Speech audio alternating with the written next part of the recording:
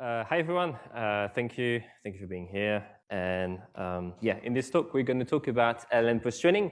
So we're going to see all the different steps in the LLM post-training world. We're going to talk about the dataset generation. We're going to talk about the training algorithms, and finally we're going to talk about the evaluation, which is very, very important. And on top of that, I want to also talk a bit about future trends and a bit about test time compute scaling. So a bit about me.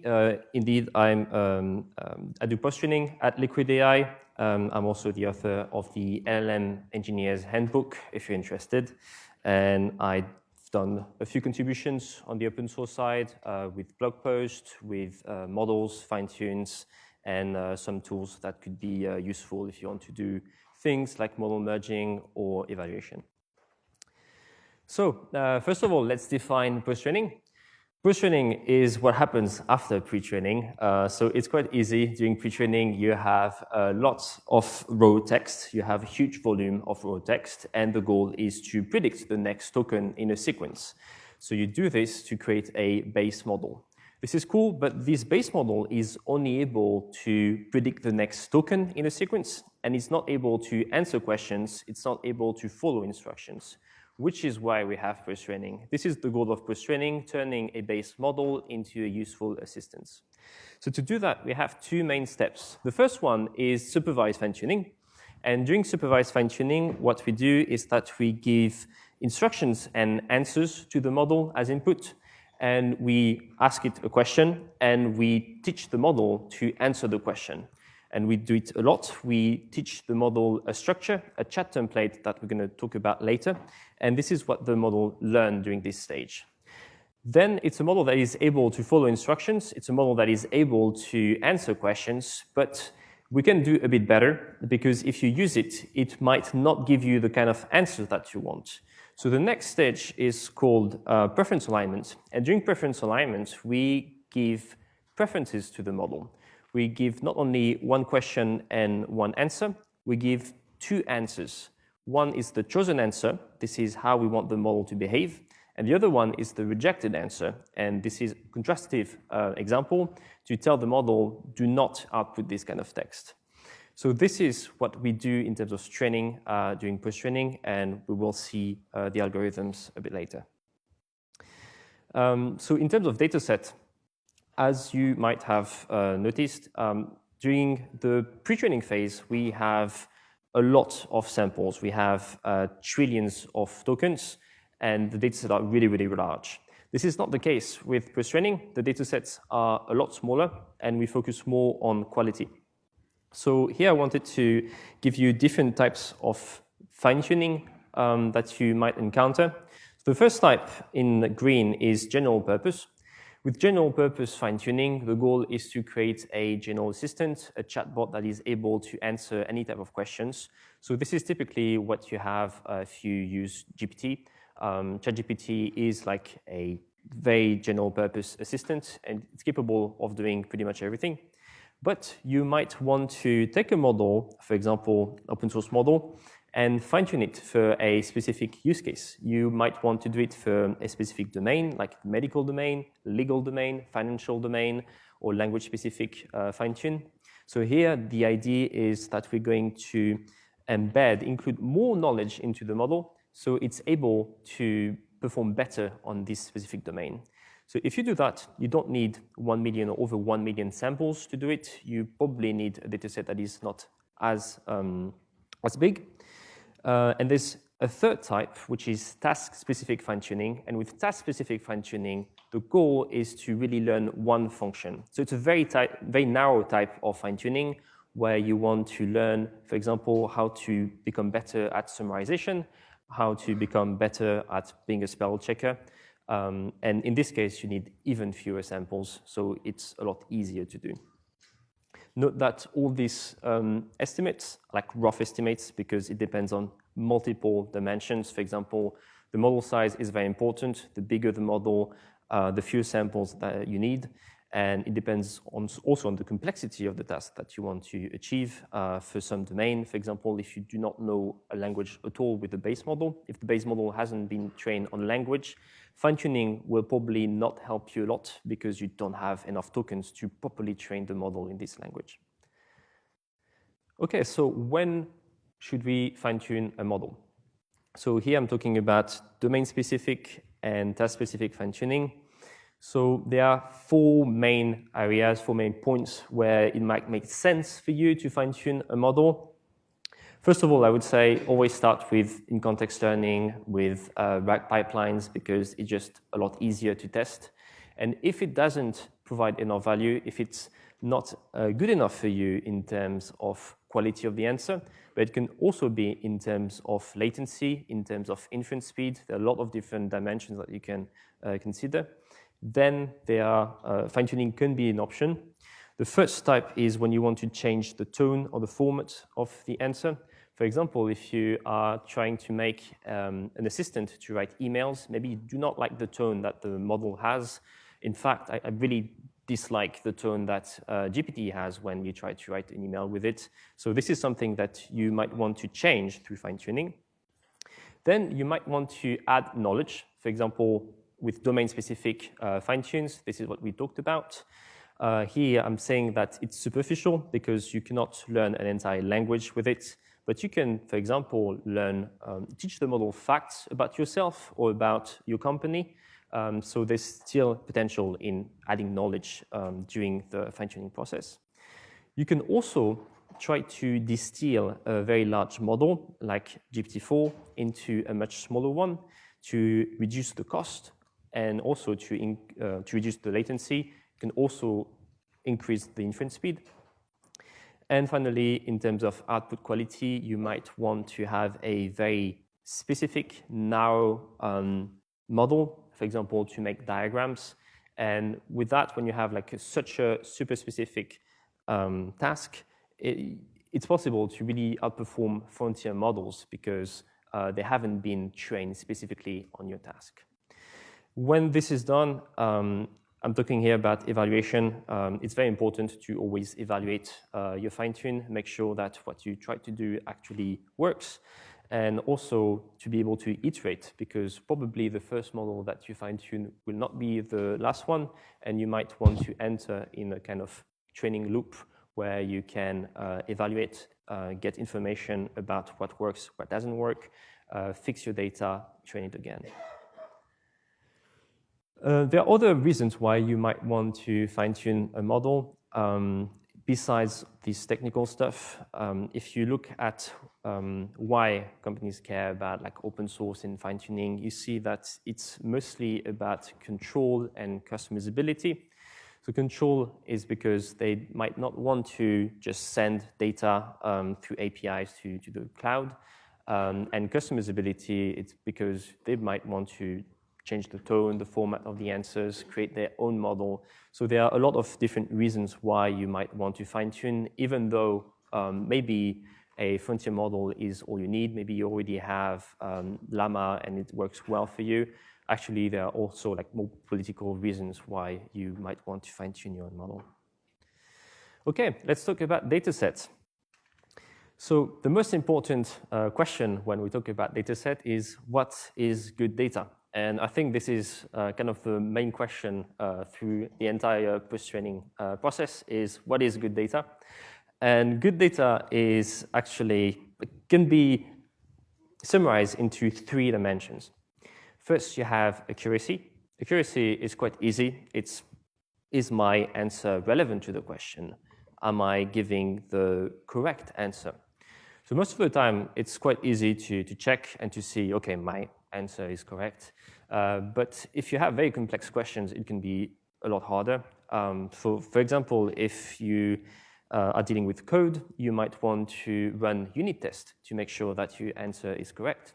If you are answering complex math questions, you might want to use a solver to double check that the answer is correct. So there are all these different ways of ensuring the accuracy of the data that you can use when you generate your data. The second dimension is diversity. Diversity is something that is not as simple to pin down because it's really about having samples that are very different from each other and that try to cover like the entire possible interaction that users will have with the model. So you really want to have covered as much as possible. And the problem that was mentioned with synthetic data, for example, is that when you use too much synthetic data, your diversity will collapse. And this is why it's good to have a bit of synthetic data, because just a bit can actually improve the diversity, but too much of it and you collapse in terms of diversity, and it makes the data lower quality. Finally, you have complexity. And complexity is really about challenging the models to answer tough questions. It's about giving answers that are long and detailed with chain of thought, step-by-step reasoning, and all that kind of things. So this summarizes what is a good data set. And yeah, this might be like the most important thing to remember. It's those 3 dimensions because they can be applied like throughout the entire pipeline. For example, with diversity, you see here real-life conversations. Real-life conversations are really varied because people ask questions about anything, really. So you see here with 2D representation of the embeddings of a data set that these 3 data sets on top are really varied and cover pretty much the entire spectrum. But this is not the case if you zoom on a math data set or the 2 code data sets here. You see that they're really in a single region. So if you want to create a math LLM, then okay, maybe math is all you need. But if you want to create a general purpose LLM, then you cannot just have math and code. You will need more to increase the diversity. Then there's the complexity. Here's a simple example I made. So low complexity, my prompt was, how tall is the Eiffel Tower? Very simple question. You can just write the answer with a few words. So the complexity is like really, really low. But then I evolved it. And this is actually something pretty neat because I evolved it using a framework called AutoEvol. And basically, you just ask an LLM to rephrase your prompt to increase the complexity. And this is what it produced. So here, the complexity is not crazy high either, but it's definitely higher because you see that it has different layers, it has a lot more details, and we're asking for several answers and not just a single one. So this is a good way to increase the complexity of your samples. In terms of data formats, so I mentioned earlier that with instruction datasets, you have questions and answers, instructions and outputs. You can also have a system prompt to guide the model into adopting the style that you want. For example, you are a mathematician from MIT. But with preference data, we have a chosen and a rejected answer. And the goal is really to teach the model to maximize the margin, the probabilities of the token between the chosen answer and the rejected answer. We really want to maximize this gap. So this is what it's trained at during preference alignment. Here's an example of a simple data generation pipeline. So you can see that we use seed data as input. The seed data can be pretty much anything. It can be raw text. It can be instruction and answers. It can be just questions from users. And then you can refine it by generating instructions, by generating answers, by generating both of them. There are a lot of different techniques to do that. For example, if you have raw text, the problem is that you do not have questions with it. You just have the answers. So you can use back translation to ask a language model to please write the question that corresponds to this raw text. Then you have scoring and filtering. Here you can use different techniques too, like heuristics, but you can also use other LLMs as judges to measure the quality of your answers and filter out the bad samples. And on top of that, you have classic data deduplication, decontamination to make sure that you're not training on the test set, and data filtering because, for example, you want to exclude some keywords. An example of that is for instruction following. So instruction following is this category that is focused on actually following constraints. So you have an example here where my constraint is your entire response should be in English and all lowercase. So we have two constraints here. And we want the model to really follow these constraints in its answer. So to create a data set to teach the model this kind of behavior, what we do is that we start with some prompts and some constraints, and we can just append the constraints after the prompt, like here. And then we can query an LLM and ask it an answer. But we're not sure that the LLM will actually follow the constraints very well, so we can run some tests. It's very easy to make sure that the answer is in English. You can use a library like LangDetect to make sure that it's in the language that you want. And you can also really easily check that it's all lowercase. So you can run this unit test to make sure that the constraints are really followed. Then you can do decontamination. There's a evaluation set that is called if-eval. So you want to make sure that you're not by mistake generating samples that are too close to if-eval. And finally, you can do some keyword exclusion to remove some part of it. Another example is ultra feedback. So the first one was for instruction datasets. This one is for preference datasets. And with preference datasets, we want to generate not one answer, but two answers. So to do that, we have prompts once again. But instead of querying a single LLM, we query a lot of different LLMs. And we are going to use a judge LLM to rate them. We're going to score each answer. We take the top one as the chosen answer, and we take the worst one as the rejected answer. Then you can remove the duplicates, you can remove short answers, but this is like the idea behind it, and this is a really good way of creating preference datasets. As a case study, here's Open Perfect Blend. This is an open source version of the Perfect Blend dataset. This is something I've made by combining different datasets that are available on Hugging Face.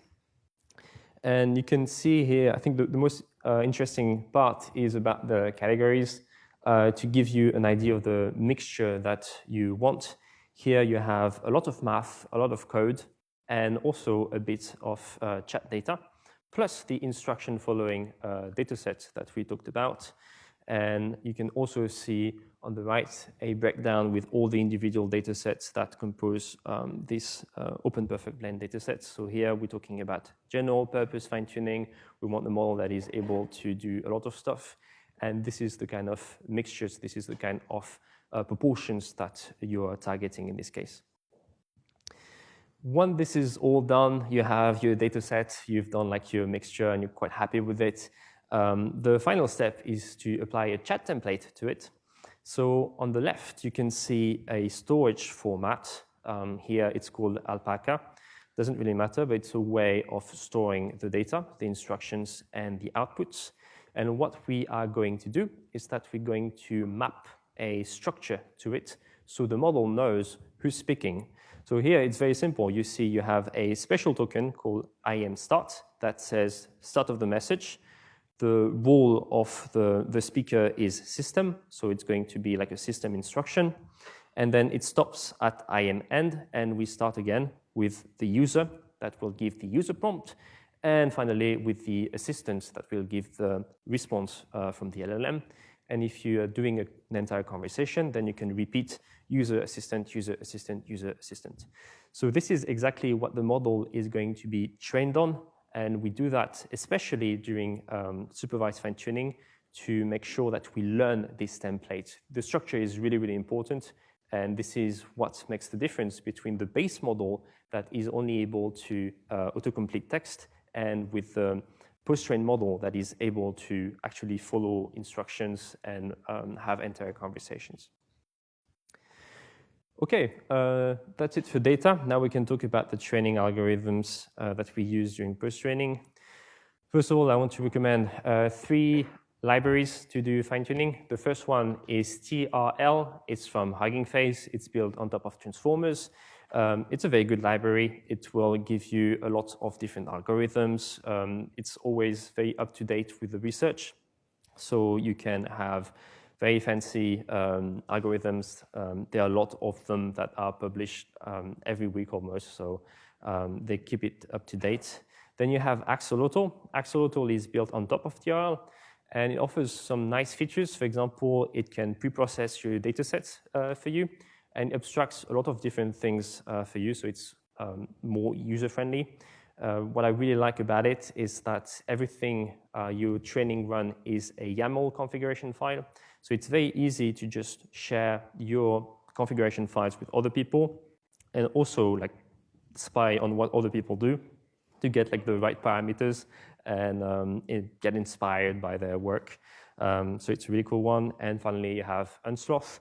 You might be familiar with it. And this one is really, really good if you want to do fine-tuning with only one GPU. It's super efficient. It's really good. It also has a lot of nice utilities.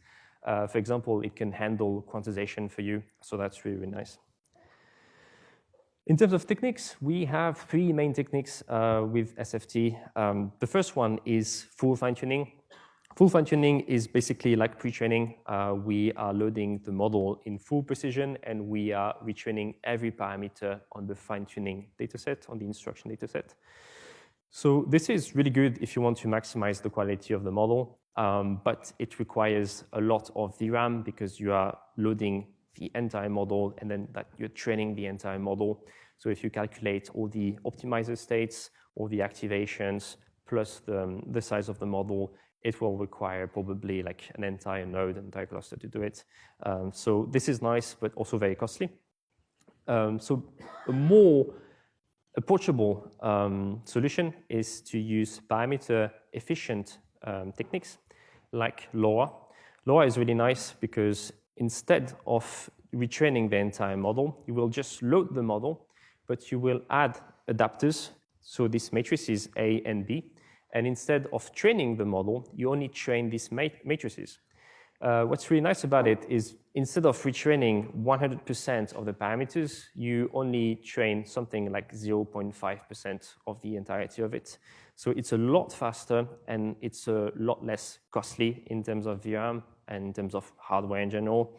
The only issue is that you still need to load the entire model in memory. And if it's a big model, it's going to be very, very costly. So if you are really hardware constrained and you don't have like enough GPUs to really do the LoRa fine-tuning, you can use QLoRa.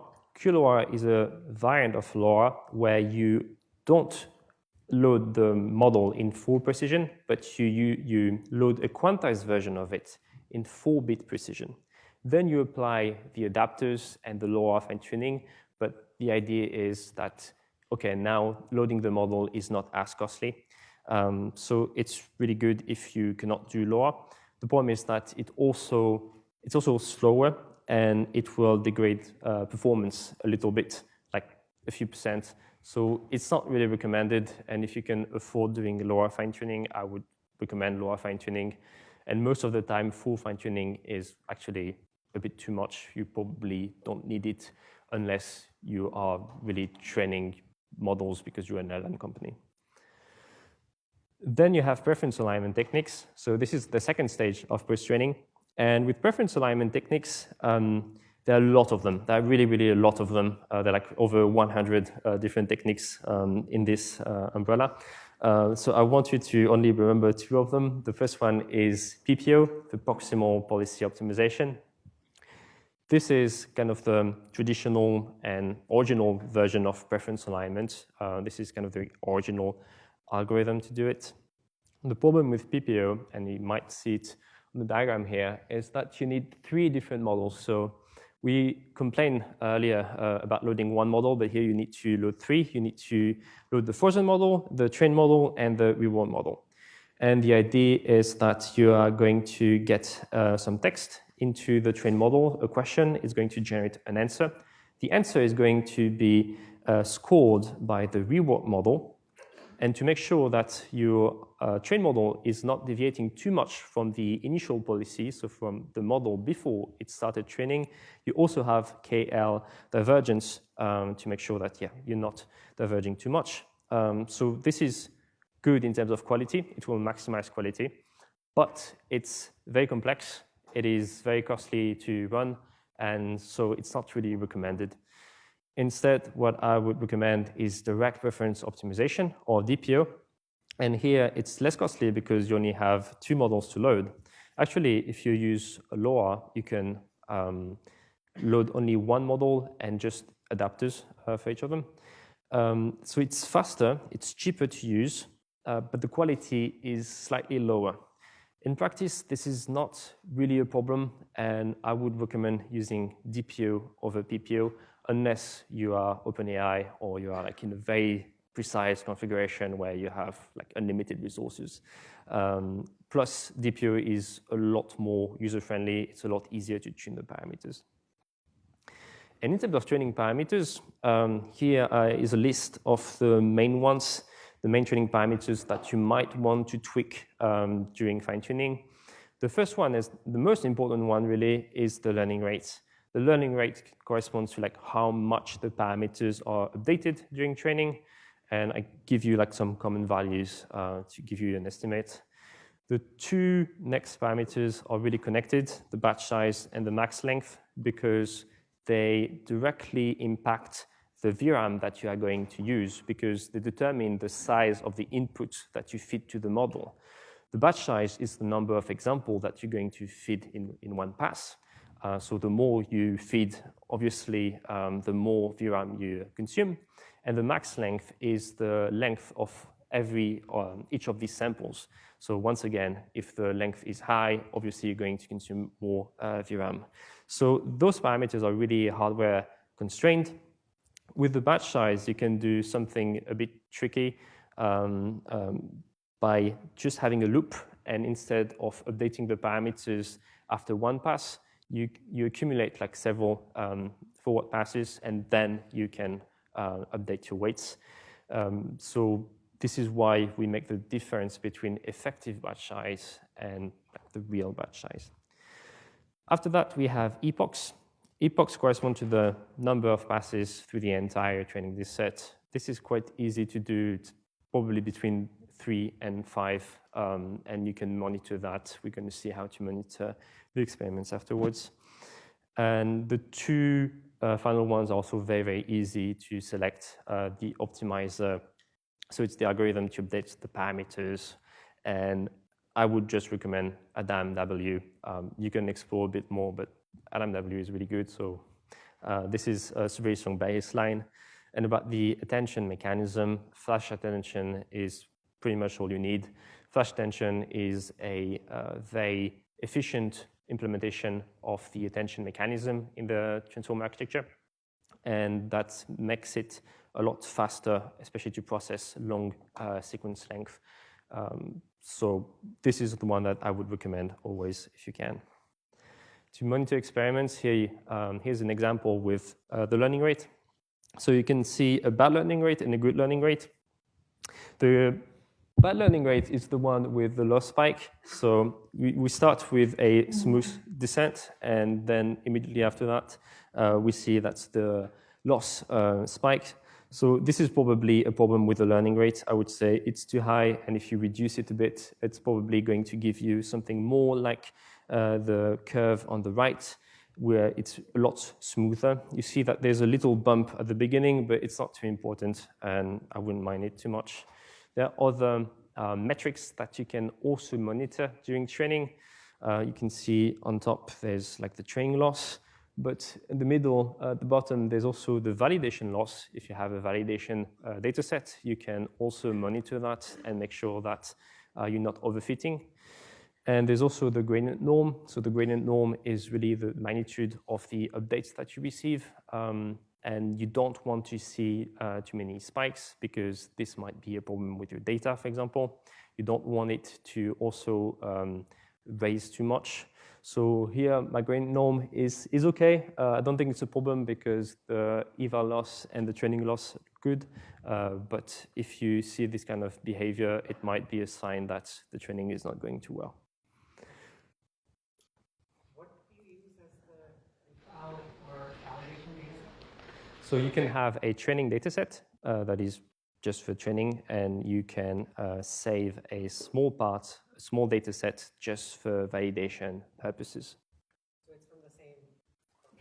Yeah, you can just split it as you would do in traditional machine learning. So here we're not going to do like a 80-20 split like we would do in traditional machine learning because the training set is so large that it wouldn't make sense, but you can save like 1%, 2% of it for validation.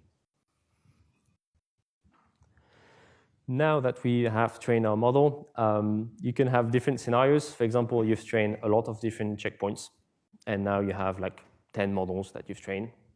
Or you have one model, but for example, it's a llama model, and there are a lot of llama fine-tunes available in the open source on Hugging Face. What can you do with that? An answer to this question is model merging. Model merging is the idea that you can simply average, fuse, combine the parameters of different models together to make an even stronger model. So this was a bit of a joke at the beginning, and now everybody uses it. Every LLM company applies model merging.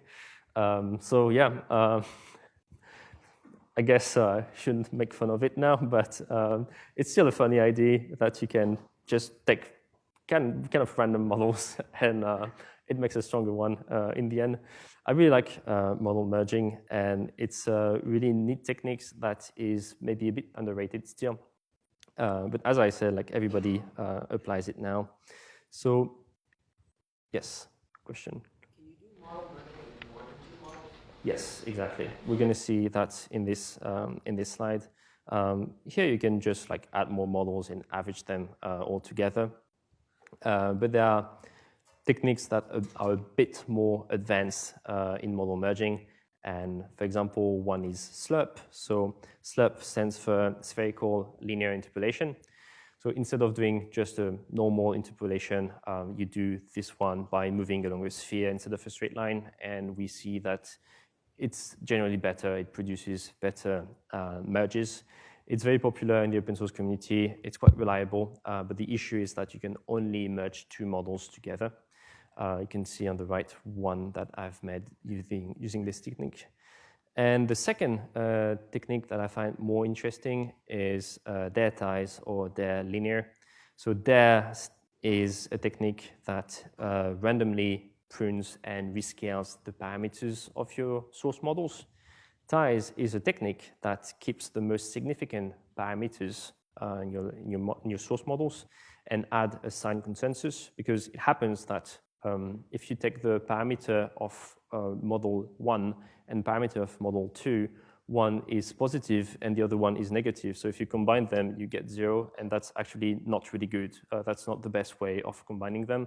So this sign consensus addresses this issue. I think I saw like other question, yes.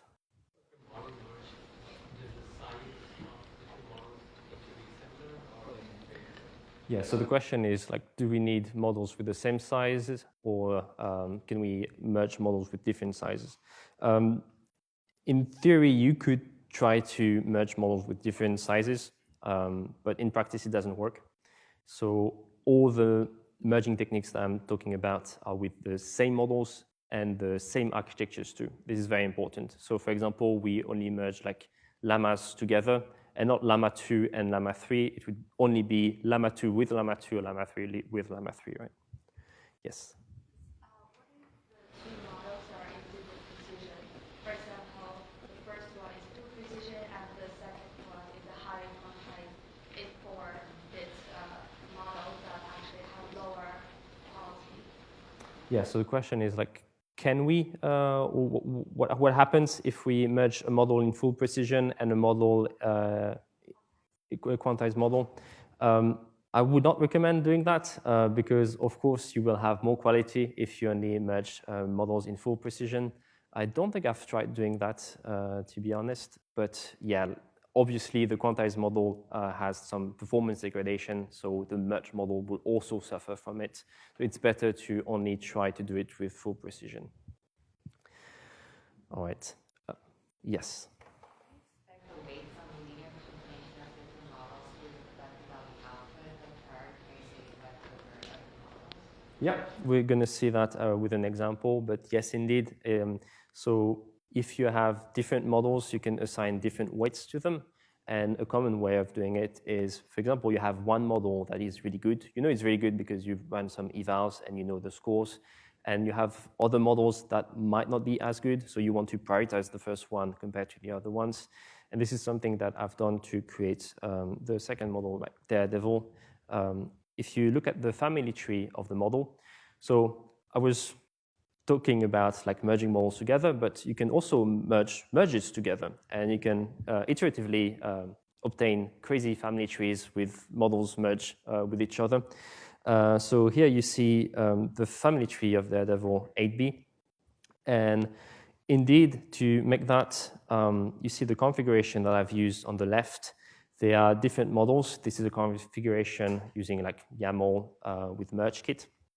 And you have parameters like density and weight. Density will tune the parameters that you retain because you want to, with ties, you don't want to keep all of them. And weight is really about like the weight of the combination of the different models.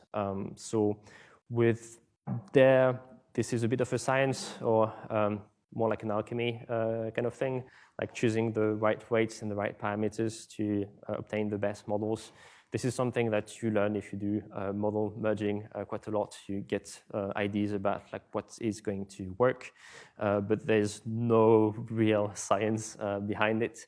There are papers, I've published one about how to do it automatically that are a bit more scientific. But yeah, if you use these methods, I would recommend using like different parameters, testing a few different merges and running evaluation on them to see if it works. But on the right, you can see that we have a few benchmarks.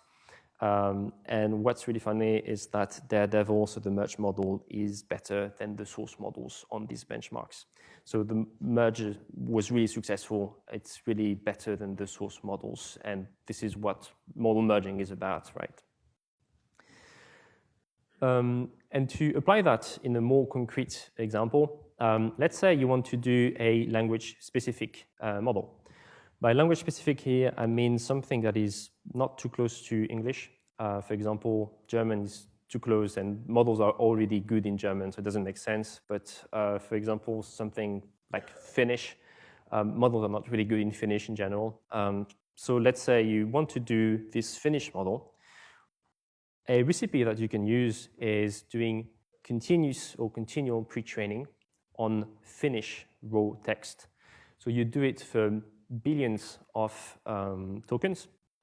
It's between like 5 and 100 billion tokens. It really depends on how much your base model knows about Finnish.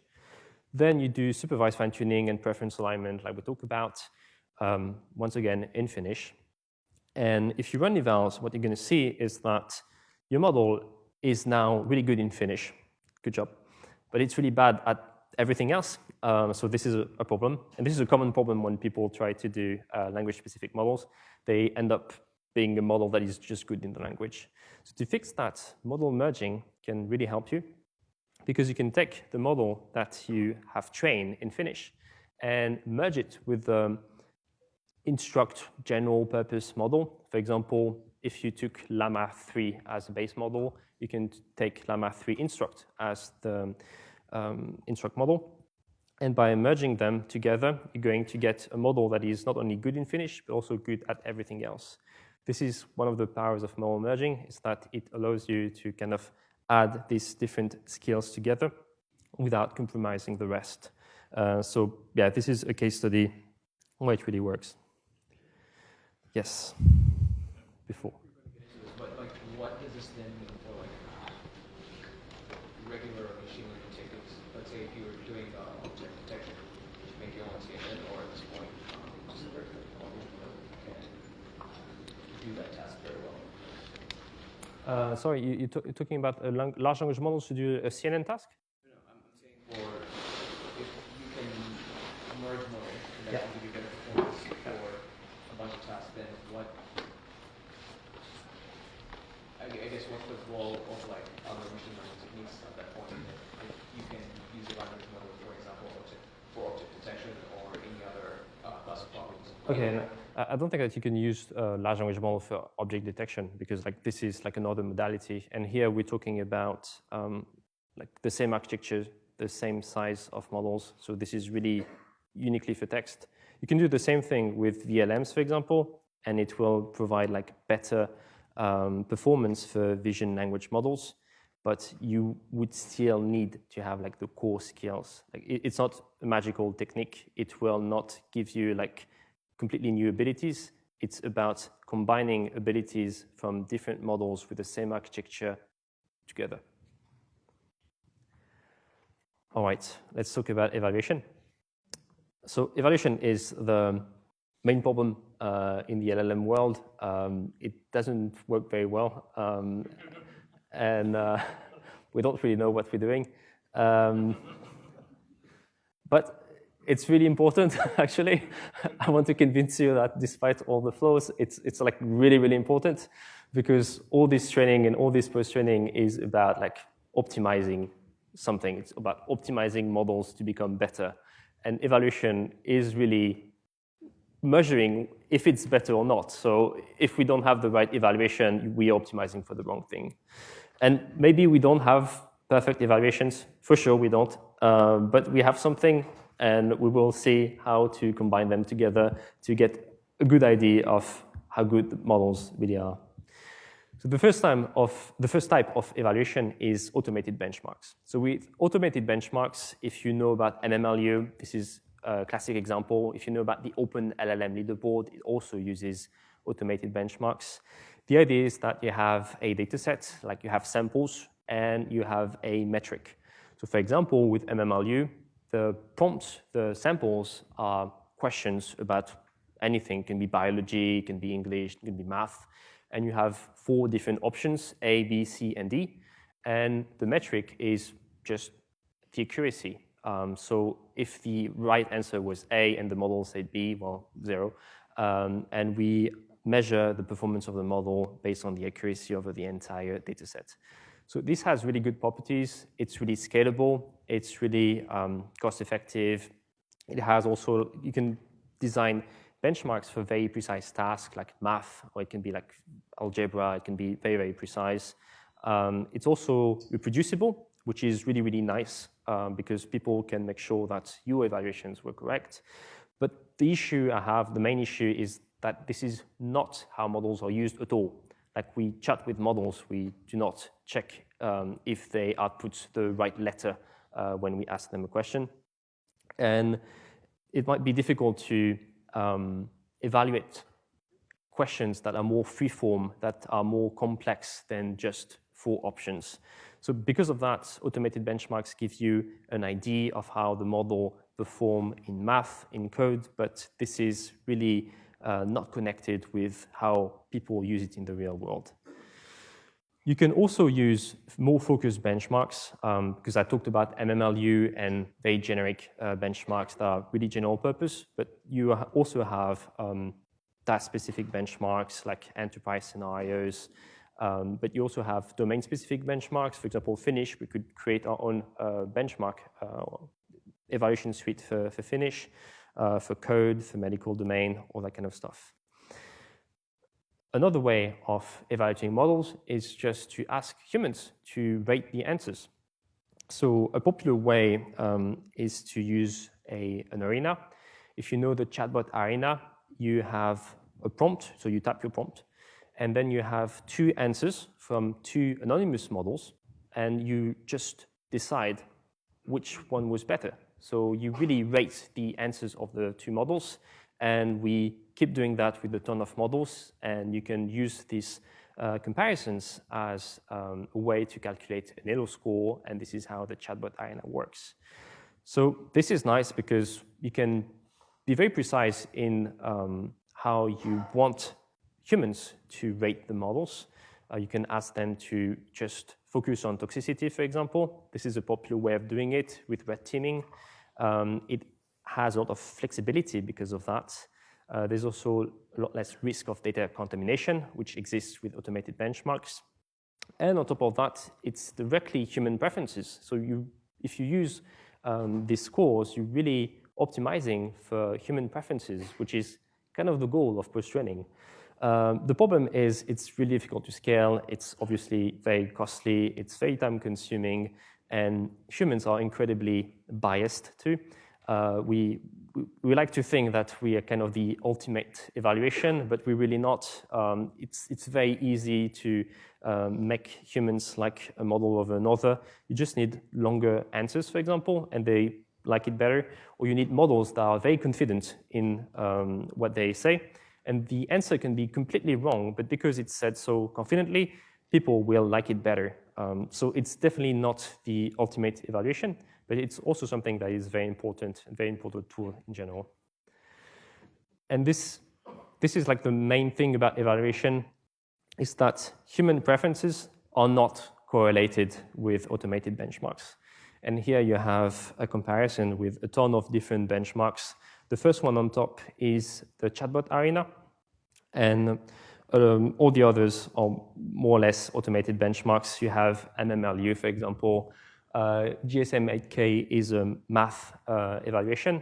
You have math, which is a math evaluation, and human eval, which is a code evaluation. And you see that the correlation is like pretty poor in general. And this is something that you observe if you really try models. You can be really good on MMLU and really bad in terms of human preferences and vice versa. So this is why these two approaches are kind of complementary. You really need both if you want to produce the best model, and you cannot just like focus on automated benchmarks or just focus on human preferences. And a way to scale it a bit more is to just get rid of humans and replace them with LLMs. So now we have LLMs generating answers and LLM judging other LLMs. And this is really much better to scale and to be able to get a lot more samples. You can also not use one LLM as a judge, but multiple LLMs as a jury. And this tends to also produce more reliable and more robust evaluations. What's good is that, yeah, this is how models are used. We rate the answers. The models also now can handle very complex tasks, so you can really automate the freeform stuff. It provides direct feedback. Okay, it's not human preferences, but it's very close. It's very correlated, actually. But unfortunately, these judge LLMs also have their own biases. And they're actually very, very close to human biases. So you kind of run into the same issues. And there's some quality validation that is needed on top of everything. So you might still want to have some human evaluation to make sure that your LLM judges still are very correlated with how humans would rate it. But it's a very nice way to scale this thing, even though it's not as scalable as automated benchmarks, because you still need to run a ton of different comparisons to get meaningful results. And finally, you can create your own evaluation. So I would say the main thing is to start early, like before fine-tuning even. It's like test-driven development a bit. You need to know what you want to optimize. So you create the data set that will optimize this thing. And based on that, you will probably iterate a lot. Don't think that your data set is the final version of this data set. It will probably evolve, because after seeing answers from your model, you will understand that, oh, I forgot this part, or like the model is hacking a bit these questions. So you will probably need to iterate and have several versions of the evaluation data set. You can combine different types of eval, as I said, automated benchmarks and human or LLM judges together. This is a nice way of doing it. And finally, don't forget to compare your models with others, not just your fine-tunes, but also like other models other architectures can be really nice to be able to get a good picture of how you score, how you compare with other models. Okay, future trends. So the biggest trend right now, and I think in early 2025, is called test time compute scaling. And it's a very simple idea. It's the idea that, okay, during training, we can train on a ton of data and like throw a lot of compute at the problem to get better at it. It works very well. But what if we try to throw compute at the problem during inference? And a very easy way of doing it is I have a question, for example, a math question. I ask my LLM not one solution, but multiple solutions. And I take the one that is the most frequent. And if you do that, well done, it works. You actually get better results at this math question. So this is a technique called majority voting. And it works, but it's very naive. So there are better versions of it. One of them is best of n. In best of n, what you do is you still generate different solutions. But instead of just picking the most frequent one, you will use a reward model or a judge LLM to score every answer. And here you can see different scores. We take the one with the highest score, and good job. This is probably, in most cases, even better than majority voting. So that also works. But as you can see, now we have two models that need to be run together to produce an answer. So we're throwing more compute at the problem. You can do even better. And this one uses process reward models, or PRM. And process reward models, they do not just score the final solution, the entire answer. They score steps in the answer. So if you have a math question, if you want to do a calculation, you probably need to solve it with multiple steps. Process reward models allow you to score each step independently, and the score that you get is pretty much the probability that this step will give you the right answer in the end. So you can do that with an LLM and generate partial solutions. You can then score the steps in your partial solutions with a process reward model, select the best steps, and expand them. And you can do that iteratively, and you get better and better scores. I'm not going to detail like all the variants of it. There are more complex solutions that you can get, but you get the idea. We can just use more large language models and do more steps to produce better answers. So an example of that is this question: what is the product of 6 times 7 when both numbers are in base 8? Give you an answer in base 8. Here you see the first step was correct in attempt 1. Let's multiply them together. The second is wrong because it's in base 10 and not in base 8, whatever. So the attempt is wrong. We skip to attempt 2. So now it has an extra correct step, but it has the same issue. It's also rejected by the process reward model. And finally, we have attempt 4. I skipped the third one. Where it's all correct and the answer is good. So you see this mechanism, we iteratively improve the quality, and iteratively we get better and better steps. Yes? Yes.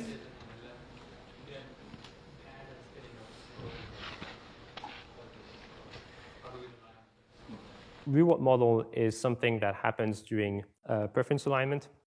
If you remember the diagram with PPO, you see here that during training, we actually have a reward model. And this reward model is specifically trained to take text as input and produce a number between 0 and 1 to give you a score. So you can reuse the reward model that you've made for preference alignment in your test time compute scaling. This is a way of doing it. There are other ways. You can just use a judge LLM. You can just prompt a model to give like a measure of the quality. But this is a nice way of reusing something that you've trained before. So thank you for this question. And finally, here, sorry, yeah. I don't really see why majority voting would improve the answer. For example, if you do it an infinite number of times, don't you recover the levels of the original model? So if you do it in infinite. Let's say you generate an infinite number of answers with your model, and then you just use the result. Are you going to recover just the answer that has the biggest number? The thing is, when you do majority voting, is that you're probably going to use different sampling parameters. So it's not greedy decoding. It's something that is more like top P decoding. It has like, you will see that the model can sometimes fail. This is also something that you see with hallucinations, for example. Sometimes because of the non-greedy decoding, because there's some randomness introduced in your decoding, the model will just pick the wrong token, and the entire reasoning will be derailed because it picked the wrong token. And this is kind of the intuition behind majority voting, is that we want to recover the performance that are lost through this decoding process. But I guess if you use a temperature of 0, what's the difference with the majority? If you use a temperature of 0, you will have the same answer every time. But is the answer that the majority would give you? No. No, we do non-greedy decoding because it actually improves the performance of the model in general. For math and code, like reasoning task, you want to use a temperature that is very low. So this is like closer to what you're talking about. But for majority voting, I would set a higher temperature because I want diverse answers. And because I have diverse answers, then it makes sense that if an outcome is frequent, it's probably the right one. It's not foolproof for sure. This is not the best method to do it, but this gives the intuition of like how we can do it. All right, then results.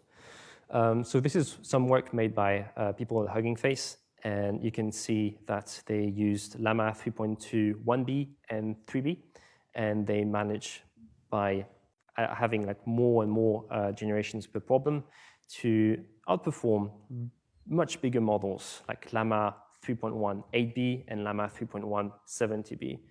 So this really shows that you can transfer, you can exchange inference speed for output quality.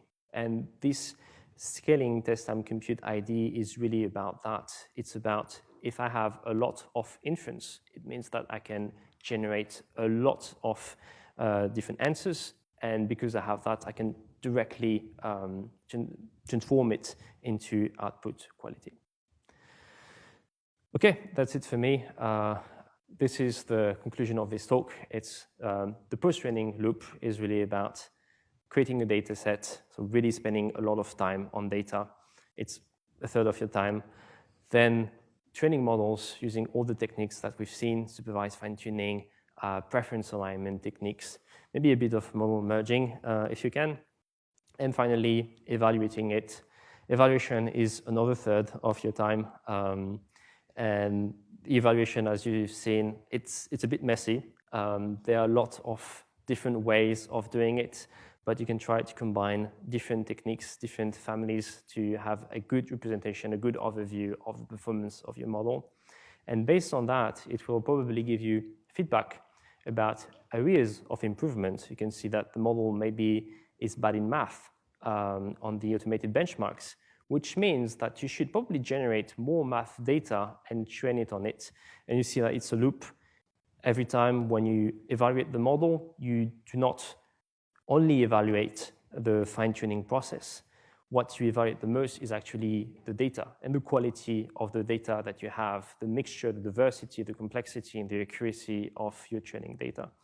So yeah, that's the training loop, and that's an iterative process until you get better and better models. Thank you. Thank you, everyone.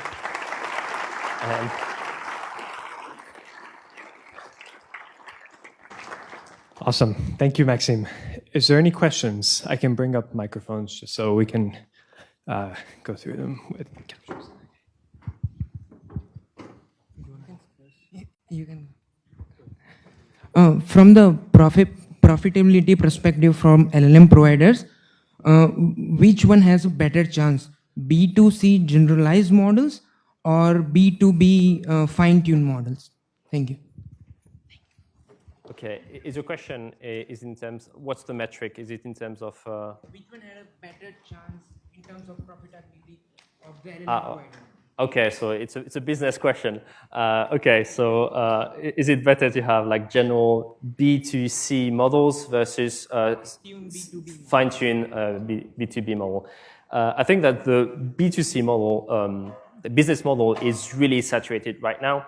So it's really going to be very difficult to compete against Google, against OpenAI, against Anthropic. So I would say that it's probably better to do some fine-tuning and targeting business customers. And you can, like, in the best case scenario, you can use that as leverage to then become a B2C company. One of your earlier slides had RAG on top, in context learning RAG, and then 4 branches, and then eval. So I had a question about that second option, which was add knowledge. We could add knowledge. So this is my intuition I'm trying to portray. If we add knowledge in the fine-tuning process, the model gets frozen at that point of time, right?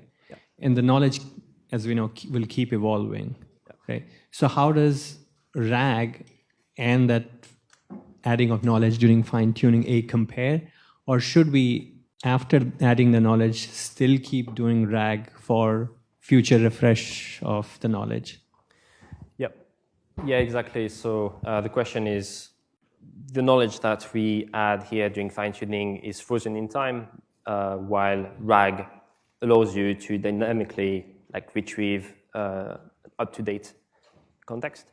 And I think that there is never fine-tuning versus RAG. It's RAG or fine-tuning plus RAG, basically. So yeah, I would always recommend using both if retrieval augmentation makes sense. It's better to do it with a fine-tuned model. Hi. Typically, when you have to train with parametric fine-tuning or fine-tuning a large language model, you use input-output pairs. But if you don't have data and you want to maybe do a reinforcement learning, a use of weights of the model, which type of algorithm do you usually use at first? Sorry, I didn't get the beginning of your question. I was looking for you here. Can you repeat it, please? Okay, if you don't have input-output pairs and you have to do reinforcement learning, which type of algorithm you use, like proximal policy optimization, others, or which type of library, for example? If you don't have input-output, maybe you want to use your large language model to make more naive or have a type of personality, and you can use, for example, a BERT or another language for classificate it. So you have a policy. What type of algorithm do you will use? Yeah, I would recommend to change maybe the tone. It depends on the use case that you want to do, but if it's really about something like changing the tone of the model, I would definitely recommend doing preference alignment. And within preference alignment, direct preference optimization, DPO, is the algorithm that will work out of the box for you. Then the question is how to get the data. And to do that, yeah, this is data pipeline that we talked about. Ultra feedback is a good example of how to generate this kind of data. Okay, thank you. Thank you.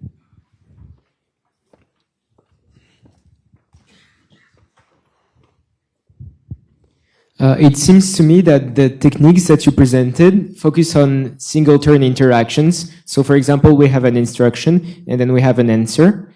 Can we also do some multi-turn optimization or preference alignment? Sorry, preference alignment with multi-turn? Yes. Yeah, absolutely. This can be completely expanded to multi-turn conversation. And actually, it's a good way of doing it because we see often that what works with a single turn, for example, instruction following, doesn't work with multi-turn.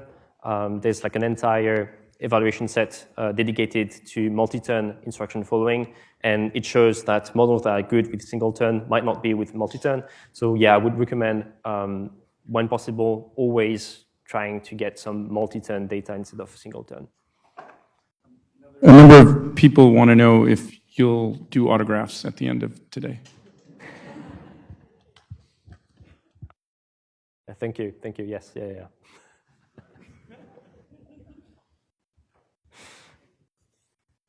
I have a question about the example with the model merging, where you average the Finnish model and the English model. Yeah.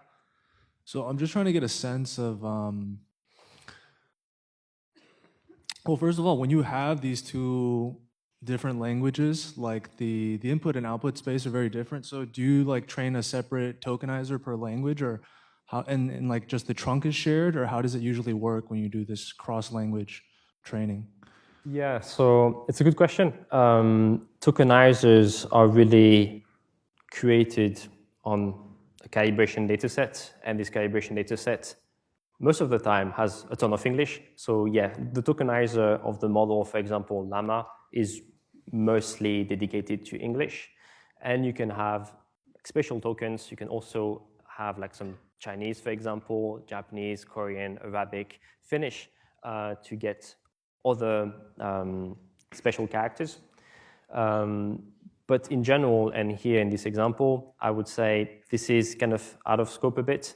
We are going to use the same model with the same tokenizer in the base and the instruct version. And changing the tokenizer at this point is too late. We need to do it before pre-training.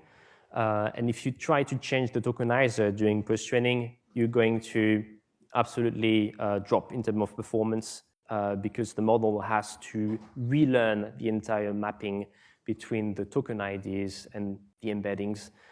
So that's kind of like a costly solution. But I agree that in general, it's a lot better if your tokenizer is designed for a specific language. And you're going to really struggle if you have a small vocabulary size, a tokenizer with like 20,000 different tokens. It's going to be very difficult to learn languages with completely different characters like Chinese. Great. Let's do one more. Alexander. Thank you. With the techniques like the best of n and majority vote, can we give a sense of uncertainty to the end user for like security or safety critical applications? Yeah, so do you want to use these techniques not for math, but for other domains? So if you're using majority voting or best of n with the scores, there can be a wide spread or a smaller spread. And that could give a sense of like how certain the model is about a technique. Yeah. Or is that the case? And can we then feed it to the user when like a regulatory agency is asking for like, safety or security critical issues? Yeah, definitely. You can use it as a measure of uncertainty, but in your precise use case, you could also use a reward model that is dedicated for this task. It doesn't have to be general purpose. It can also be really dedicated to measure toxicity, for example, and provide scores only on this metric. So this is a nice way of customizing the best of n technique to tailor it for specific use cases. Excellent. Okay. Let's all thank Maxime one more time.